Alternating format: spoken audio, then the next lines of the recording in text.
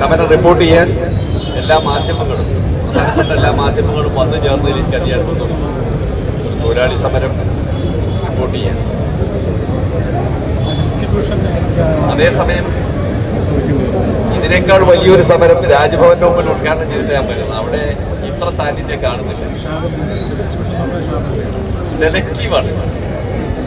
കേരള സർക്കാരിന്റെ ആസ്ഥാനത്തിന് മുമ്പിലെ സമരമാകുമ്പോൾ വലിയ താല്പര്യവും, രാജ്ഭവന്റെ മുമ്പിലാവുമ്പോൾ ഈ താല്പര്യമില്ലാതെ വലിയ സംഭാവനയും ഫീസും വാങ്ങിയിട്ടാണ് കുട്ടികളെ പഠിപ്പിക്കുന്നത്.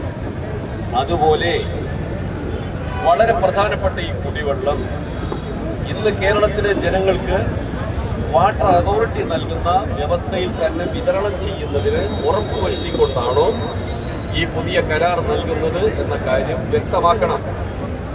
2, ADBയിൽ നിന്ന് വായ്പ എടുക്കുന്നതിനോട് പ്രിൻസിപ്പൽ എന്ന നിലയിൽ ഞാൻ എതിർക്കുന്നില്ല.